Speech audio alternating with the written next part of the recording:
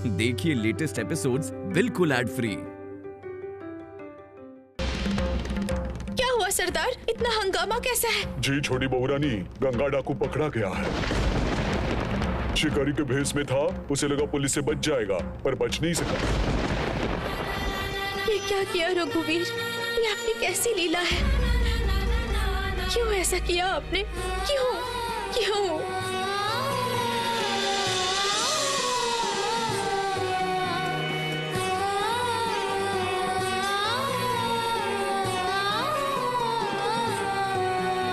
हे रघुवीर, अभी आप भी उम्मीद हो। गांव के बेचारे गरीब लोग बहुत मेहनत से अनाज की खेती करते हैं। वो नव अन्न का उत्सव करना चाहते हैं। उनकी क्या गलती है बताइए? आप उनकी रक्षा कीजिए, उन लोगों की कोई भी फसल नष्ट ना हो। आप देखिए भगवान, आप देखिए।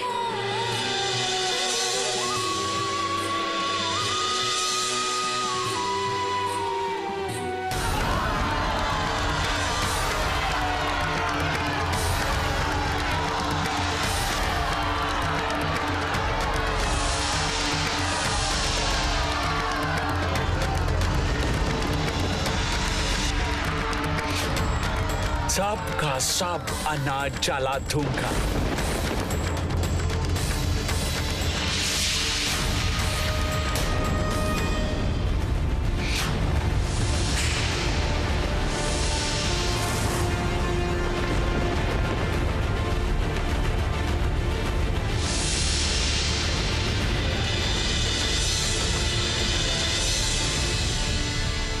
बहुत अच्छी किस्मत थी हमारी छोटे मालिक। वो मार्टिन साहब हमारी फसल को जरा भी नुकसान नहीं पहुंचा पाया। वो हम लोगों का अनाज का भंडार जलाकर हमें भूखा मारना चाहता था। गंगा डाकू ने हमें बचाया।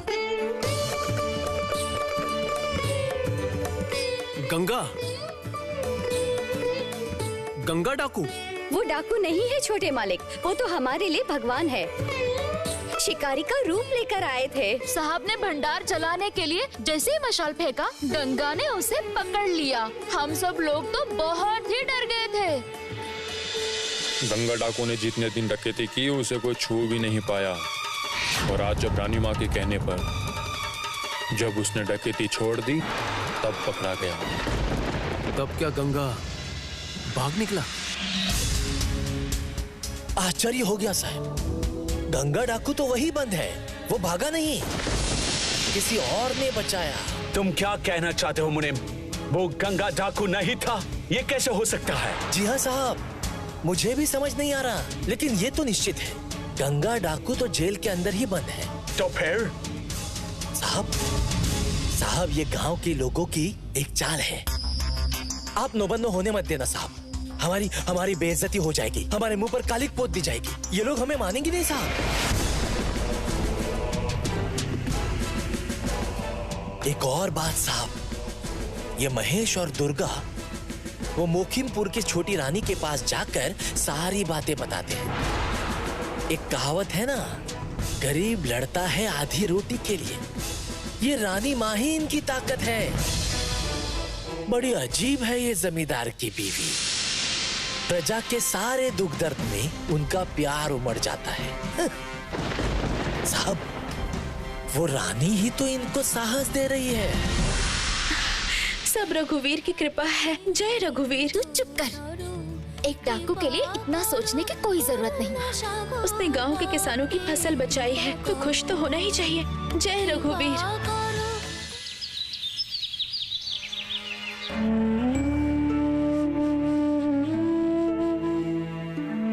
बहू, तो अभी सच सवर कर कहाँ जा रही है? आप भूल गई दीदी, आज नव अन्न उत्सव है ना। प्रजा नव अन्न उत्सव मना रही है। प्रजा का उत्सव है तो इसमें तुझे क्या? अरे प्रजा का उत्सव है और मैं नहीं जाऊंगी? नहीं जाएगी। तो जमींदार के घर की बहू है, तू क्यों प्रजा के उत्सव में जाएगी? कहीं नहीं जाएगी।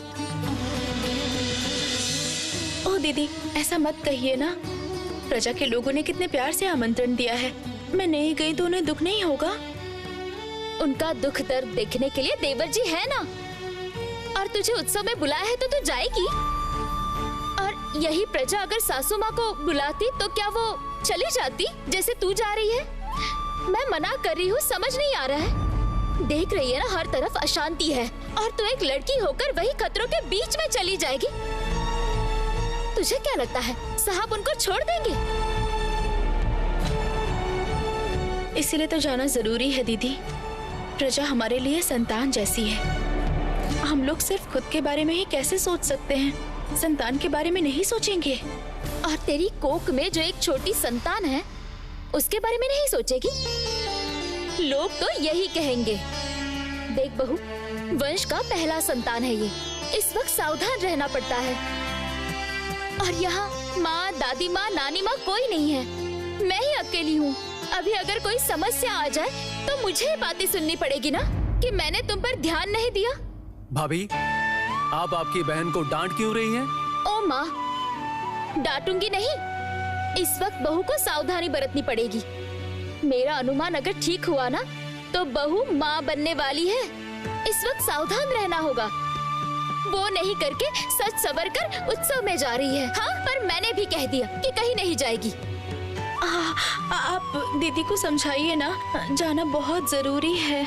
भाभी, मुझे रानी का समर्थन करना ही होगा। रानी का नवान्न उत्सव में जाना बहुत जरूरी है। सुना है कल साहब लोग किसानों के खेत में आग लगाने गए थे, लेकिन ग्रामवासियों ने डट के सामना किया, इसलिए कुछ नहीं कर पाए। और ग्रामवासी भी चाहते हैं कि उनकी रानी माँ हमेशा उनके पास रहे।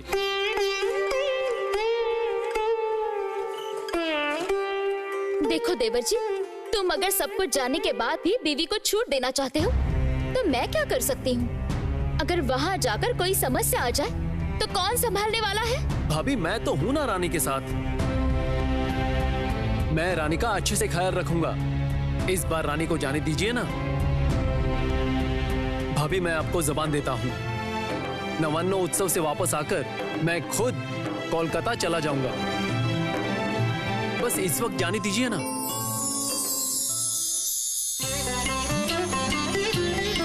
दीदी, रघुवीर हमारे साथ हैं, वो हमारी रक्षा करेंगे। आप कोई चिंता मत कीजिए। मैं गई तो प्रजा बहुत खुश होगी और साहब लोगों का सामना करने में उन्हें हिम्मत मिलेगी। आप बिल्कुल चिंता मत करो दीदी।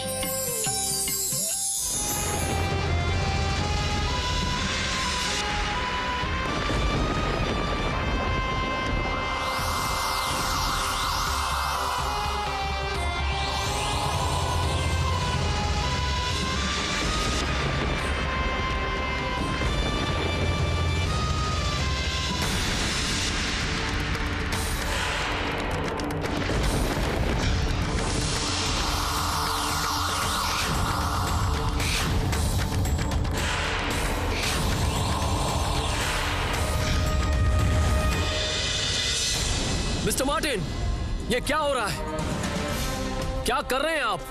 Stop this! ये अत्याचार बंद करो मार्टिन साहब। मैं तुम्हारे बाप के साथ नील निर्यात करता था, वो बिजनेस तुमने नष्ट किया है, इसीलिए तुम लोगों का लाइसेंस रद्द कर दिया है। अब ये जमीन मेरी है। मैं यहाँ पे नील की खेती करूंगा। तुम और तुम्हारी वाइफ ने इस गांव में विद्रोह किया है और इन सब की लीडर है ये दुर्गा। ये दुर्गा अब मेरे कब्जे में रहेगी, जमानत के तौर पर। उनसे पूछिए कैसी जमानत?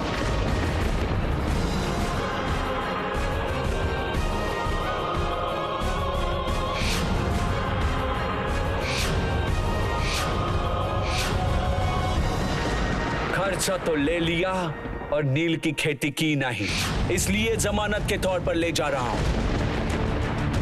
तब तक रहेगी जब तक कर्जा चुकता नहीं होता। दुर्गा को छोड़ दो साहब। मैं कह रहा हूं दुर्गा को छोड़ दो साहब, नहीं तो नहीं, नहीं महेश, नहीं। महेश, पागल मत बनो महेश। साहब कह रहे हैं तुम लोगों ने गांव में विद्रोह किया है। अगर साहब को कुछ हो जाए तो तुम लोगों को छोड़ेंगे नहीं, तुम्हें मार डालेंगे, फांसी चढ़ाएंगे। महेश, शांत हो जाओ महेश, कोई फायदा नहीं है। मुनीम। जी साहब, सभी को कह रहा हूं, छोटे मालिक के सामने सभी को कह रहा हूं, 3 गुना पैसा वापस करना पड़ेगा। कर्ज से 3 गुना पैसा वापस करना पड़ेगा।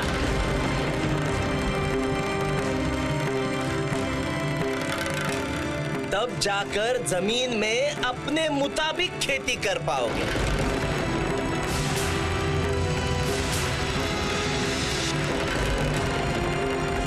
ऐसे लिखे कागज पर तुम लोगों ने अंगूठा लगाया है। महेश,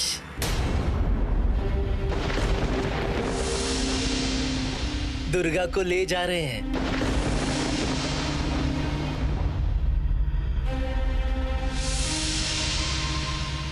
जमानत के तौर पर पैसा लेकर आना और फिर उसे छुड़ा लेना।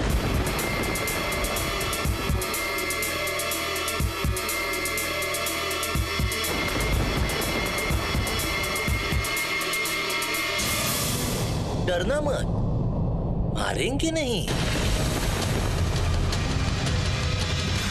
आप अभी भी शांत रहेंगे, कुछ नहीं बोलेंगे? कैसे जमींदार हैं आप?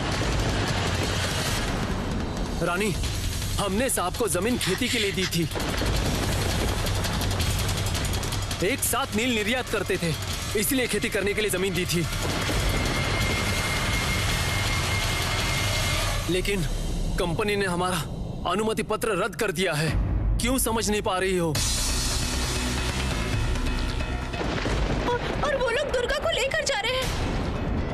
रघुवीर, रक्षा कीजिए रघुवीर। दुर्गा। रोना नहीं, बिल्कुल नहीं रोना।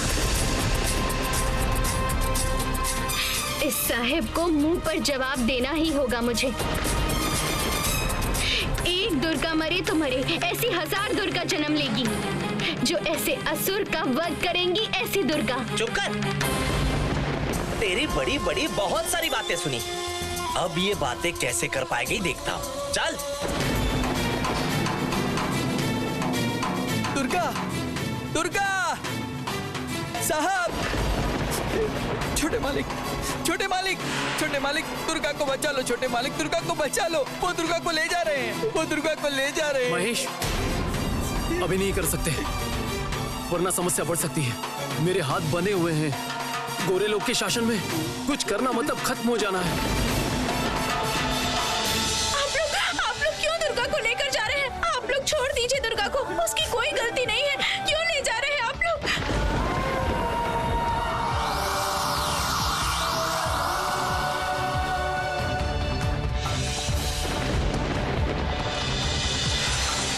रानी, रानी, रानी, पालकी लाओ, जल्दी पालकी ले आओ। महेश, तुम लोग परेशान मत होना, मैं कोलकाता जाकर मजिस्ट्रेट से बात करूंगा। डरने की कोई जरूरत नहीं है, मैं सब कुछ देख लूंगा। रानी, रानी,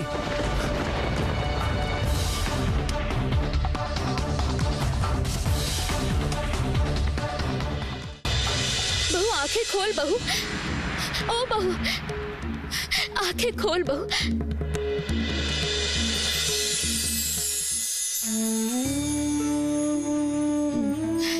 ये रही, होश आ गया।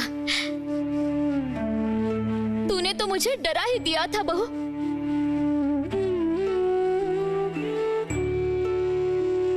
खुशखबरी है बहू, खुशखबरी है।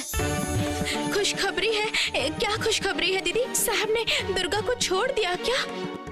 ओह माँ, तो अब भी दुर्गा दुर्गा ही करेगी? अभी उठने की जरूरत नहीं, आराम करो। ओह दीदी, बताइए ना, क्या खुशखबरी है? मैंने जो अनुमान लगाया था वही सही निकला रे बहू। मैंने तुझे कहा था ना, बिल्कुल वैसे ही हुआ। तू माँ बनने वाली है। मुझे तो इतनी खुशी हो रही है, तुझे क्या समझाऊं। बच्चे का हंसना खिलखिलाना पूरे घर में गूंजेगा। मुझे बहुत खुशी हुई है। तेरे बच्चे की परवरिश मैं करूंगी, तू चिंता मत कर।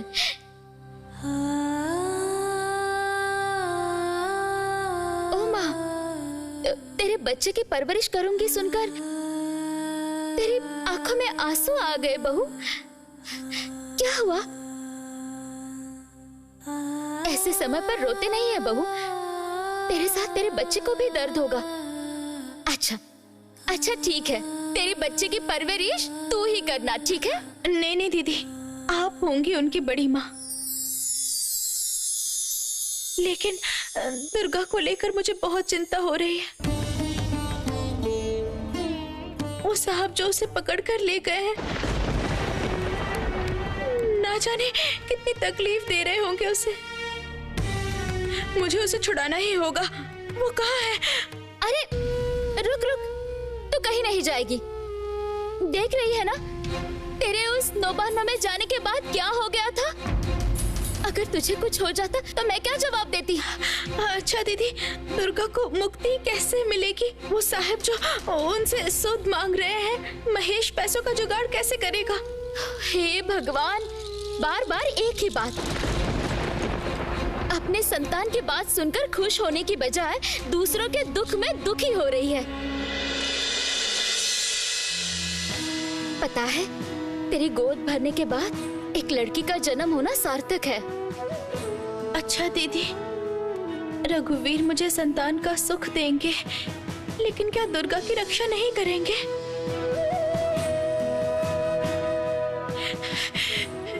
हे रघुवीर, आप दुर्गा की रक्षा करना, वरना सारी खुशियां खत्म हो जाएंगी। मैंने जो उन्हें जुबान दी है उन लोगों की रक्षा करने के लिए, आप देखना भगवान, आप मेरी बातों का मान रखना, उनकी रक्षा करना। रानी, होश आ गया तुम्हें? अभी तुम्हें कैसा लग रहा है रानी? भाभी, पिताजी ने खबर भेजी है, रानी को लेकर जल्द से जल्द कोलकाता आ जाओ। मुनिम जी ने ये खबर दी है, आप तैयारी शुरू कर दीजिए। मैं तो मन ही मन में यही सोच रही थी देवर जी, तुम्हारी ये बेपरवाह बीवी है ना, इसे संभाल पाना मेरा काम नहीं है। वहाँ बड़ी माँ, दादी माँ, नानी माँ सभी है। नहीं नहीं भाभी, ये सब कहने से नहीं चलने वाला है। रानी का ध्यान रखने से आपको मुक्ति नहीं मिलने वाली है, लेकिन जब तक रानी का संतान जन्म नहीं लेता तब तक रानी का सारा दायित्व आपका। अरे बहू, कहाँ जा रही है तू? अरे बता तो। मुझे रघुवीर के पास जाना है, आप मुझे मत रोकिए।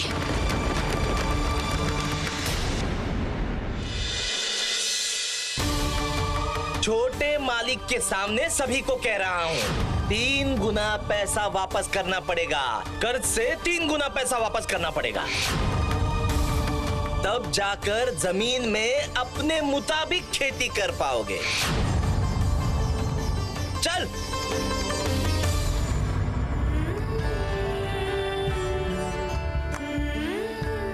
आपने तो गांव के लोगों की रक्षा की है भगवान, आप ही तो पालन करता है। आज दुर्गा के रूप में 1000 लड़कियों की इज्जत के साथ खेल रहा है वो गोरा सरदार। आपके हाथ में ही सब कुछ है रघुवीर, आपके हाथ में ही सब है। आप अगर उन्हें बचाएंगे तभी तो वो बच पाएंगी ना। आप रक्षा नहीं करेंगे तो वो मर जाएगी।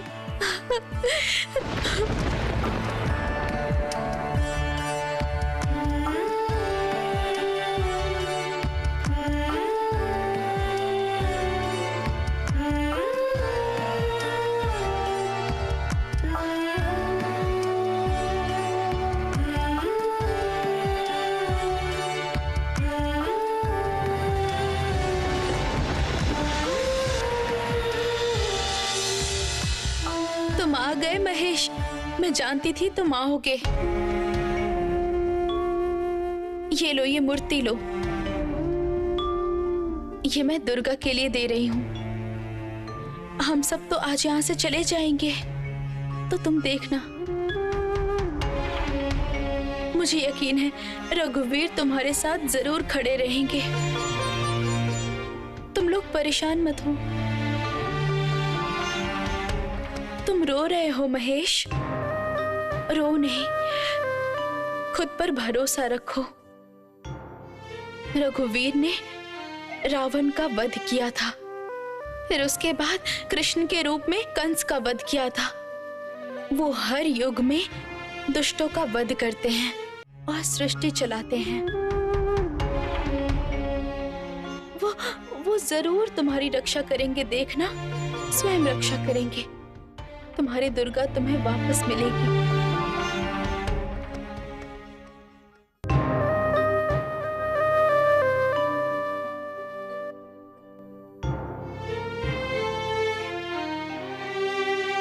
जय रघुवीर।